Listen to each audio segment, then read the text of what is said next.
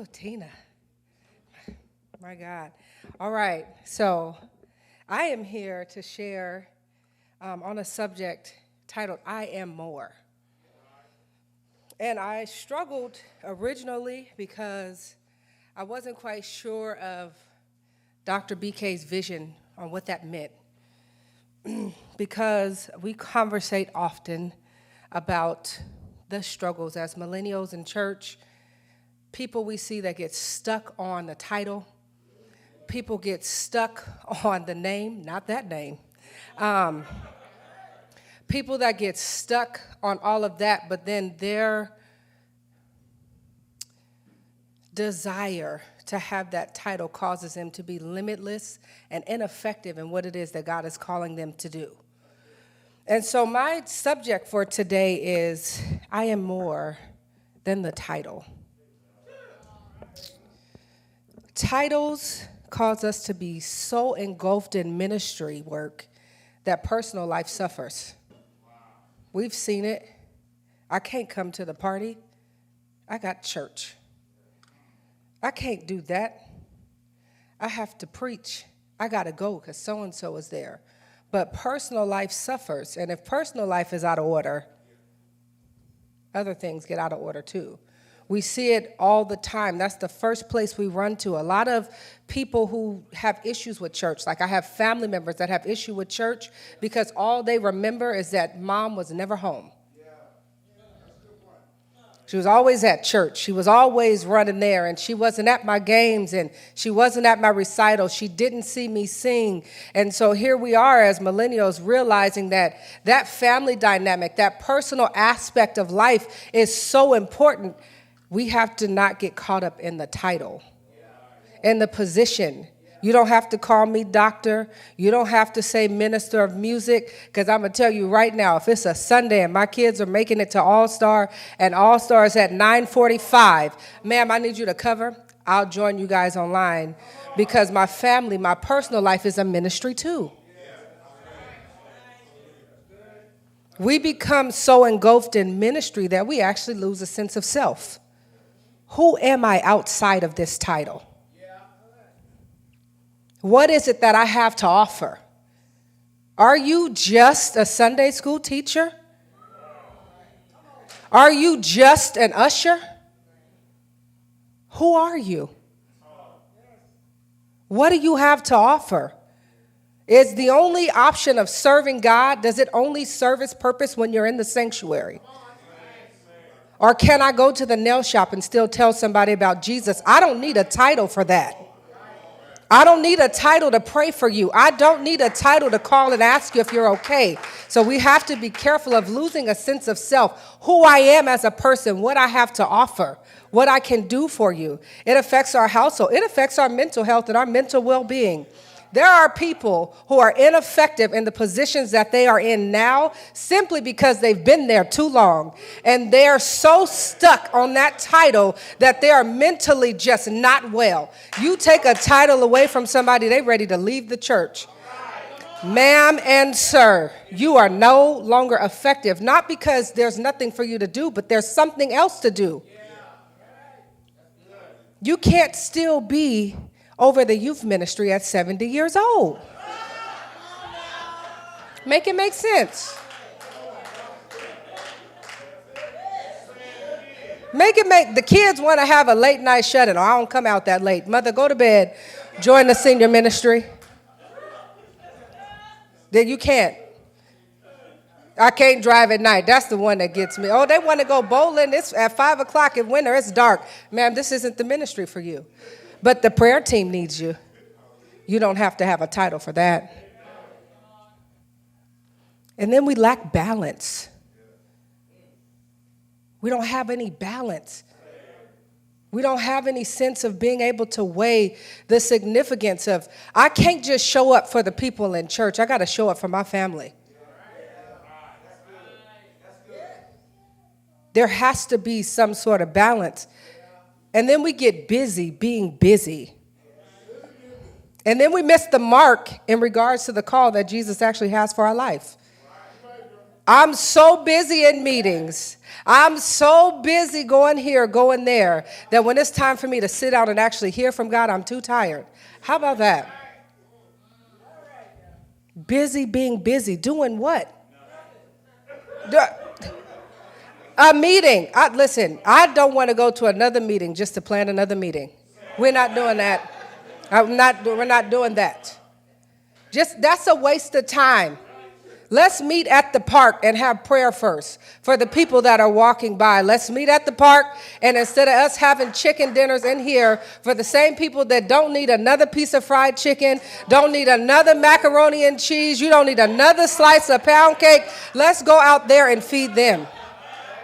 But we're busy being busy. We're missing the mark. How many lives can you affect and can you change if you actually stepped outside of the title? There are some people that will actually stray away from you because you desire your title.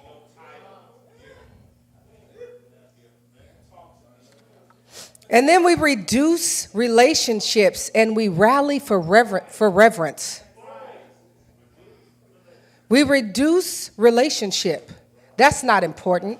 If I know Jesus, how much I talk to him, how much I pray. But what's important is that I'm relevant.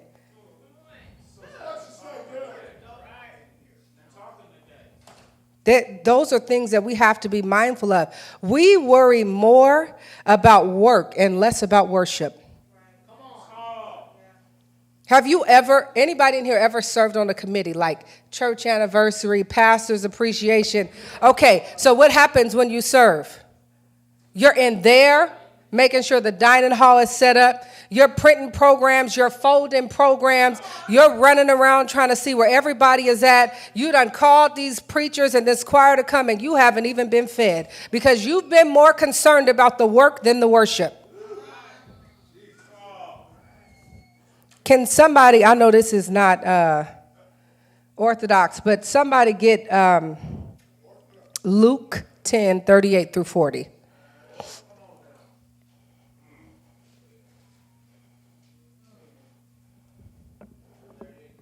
Yep. Read.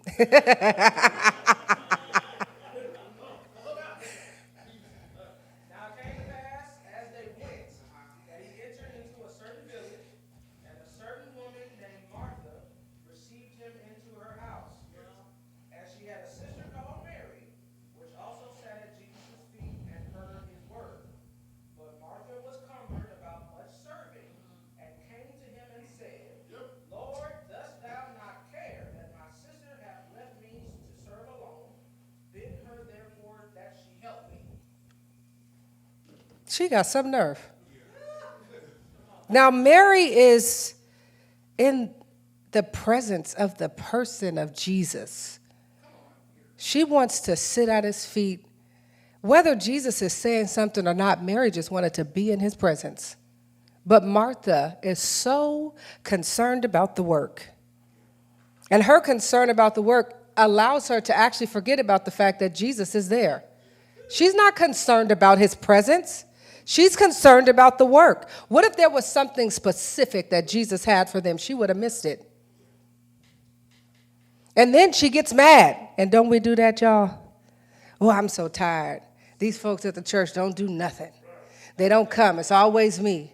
I'm always by myself. Lord, I'm over it. They don't show up. Do you show up for worship? Or do you show up for work? And then we push policies and procedures and we pause prioritizing God. That's what we're concerned about, right? We push policies and procedures and we pause prioritizing God. That's my concern. You know what? We can't do that. You can't wear pants. What, you can't. You can't wear pants. Am I less saved in pants than I am in a skirt? Am I any less saved? You can't stand there. You can't sing there. You can't say that. You can't go there. You can't do that. And so then what you do is you tune people out, the very people that God is choosing to use, and he may use them to bless you, but because you're so concerned about the policies and procedures and the way that it's got to be and the way that it's ought to be, you forgot to prioritize God. And he said, I sent them for you, but you're so concerned about your own agenda, you can't even get what it is I have for you through them. We will have a whole meeting about bylaws and what we're supposed to do and what we're not supposed to do, but we will not have a meeting about how we go outside. We'll have a whole meeting. You know what? Let's have a stewardship meeting. Let's talk about how to tithe, and that's wonderful. You ought to tithe, amen, in Jesus' name. That's wonderful. But what we're not talking about is the things that we need to do outside of these four walls. The people that you need to come in, they're not going to walk in here. You got to go out there. But you know, the policies, and we got to do it this way. We have to do it that way. Then we get distracted by all the preparations and miss the opportunity to be in God's presence. We become defined by who we are by name. And isn't that something? If I came to you, so I'm a job coach, right? And if I got a resume, and they gave me a resume, and it said, Dr. John Doe. That's it. Dr. John Doe. Could I hire him? I don't know nothing about him. He gave me his title, though. I know he's a doctor. Come on, doctor. What kind of doctor is he? Did he go to school? What's his experiences that make him a viable candidate for the job? Is he a fast learner? Is he a people person? Is he goal-oriented? Does he work well with others? Where has he worked? Has he had 10 jobs and stayed only 3 months at each job? He's a doctor.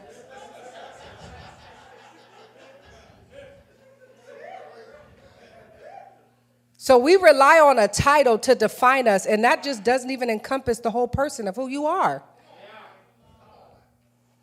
The problem with all of this, too, is that we get burnt out. Burnt out with that title, boy. You just burnt out.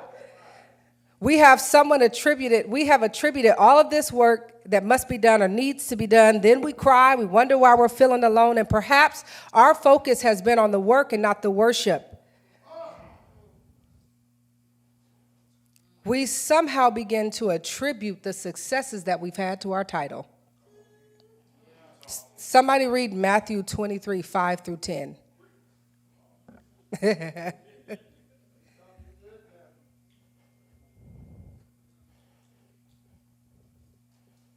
Somebody. Matthew 23, 5 through 10 for me. But all their works they do for to be seen of men. Come on. They make broad their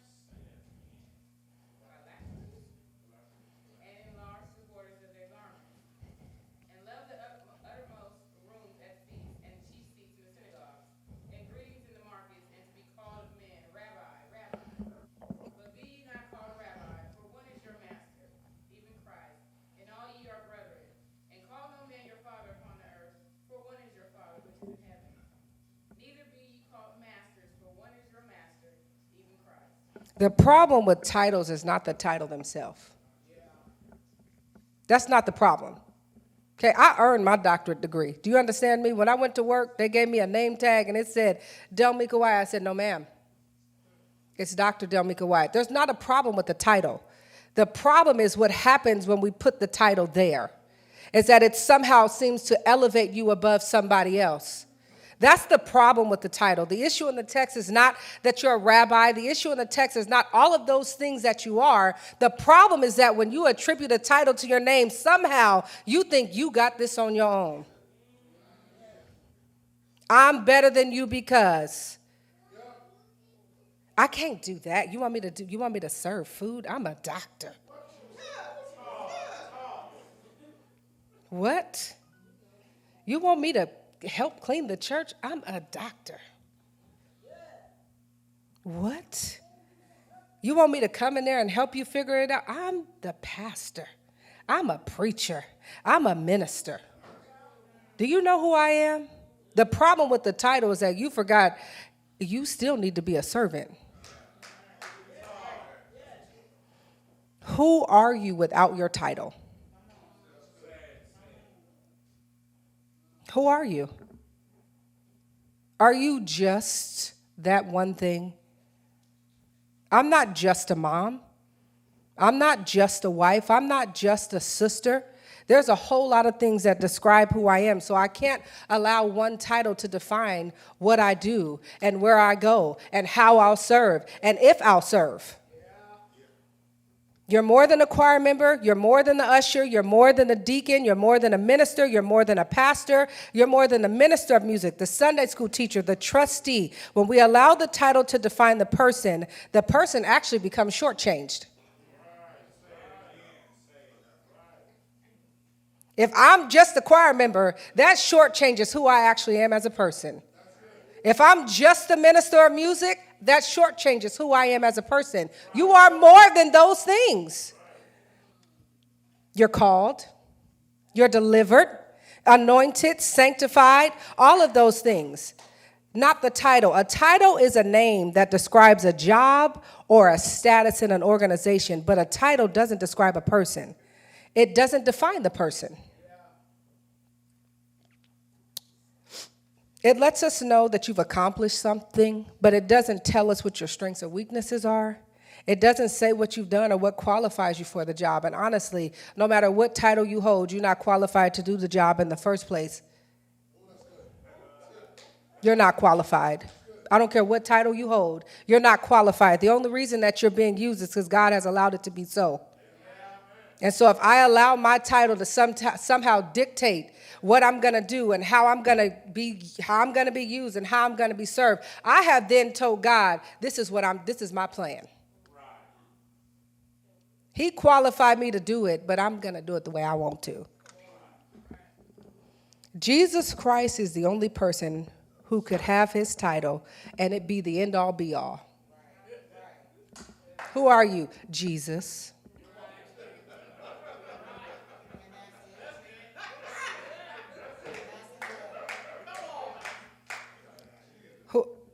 Okay, but who are you? Jesus. What is it that you need? Jesus can do it. His name actually defines him, right? He's the only person whose name is the end all, be all. But here's the thing about Jesus that I love. He didn't even allow his name to exalt him to a point that he couldn't be used, that he wouldn't serve, that he wouldn't wash feet, that he wouldn't walk and travel, that he wouldn't heal the sick, that he wouldn't hang out with thugs and whoremongers, that he wouldn't talk to the woman at the well. Jesus didn't allow his title while he could have, because who are you? Jesus. To say, I can't do that. He humbled himself. He worked. He didn't waste time worrying about the logistics of the day-to-day. If they had reasonable accommodations for him, he didn't care about that. Am I staying at the Marriott? Where I'm staying? Whose house is it? What y'all cooking? I can't eat that. Jesus, so this where we going? Then that's where we going. His disciples was the ones that they was like us. Jesus didn't require that they put respect on his name. Who are you? Jesus. He came to serve. Mark 10, 41 through 45 tells us. Somebody read that for me. Mark 10, 41 through 45.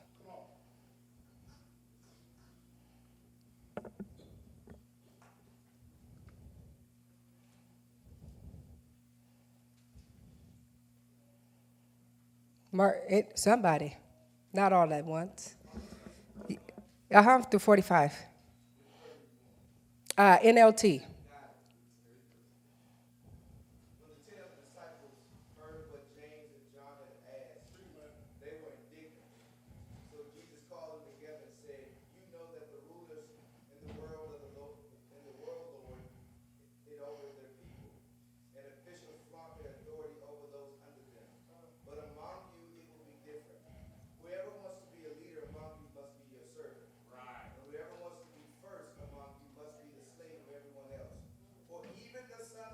Yes. Came not to be served, Yes, the Son of Man came to serve. You want to give me a title, servant? Give me that title. What's going on at the church? Oh, it needs to be cleaned. All right, I'm going to show up. Church cleanup day. I'm going to show up. What we throwing out? What we washing? What carpets are we shampooing? What we doing? Who needs it? Who needs prayer? What's going on? Who needs food? What is happening? Like, give me the title of servant. If I'm aiming to be like Jesus, that's the title that matters. If that's my goal. If that's my goal, we're so much more than the titles that we have, than the work, and than the positions that we hold. Position doesn't define purpose. Position doesn't define purpose. Work does not dictate your worthiness. And the glitz and glamour of the title doesn't outweigh God's grace. And so you're more than that. That's my little talk for today. I hope that you are blessed. Thank you so much.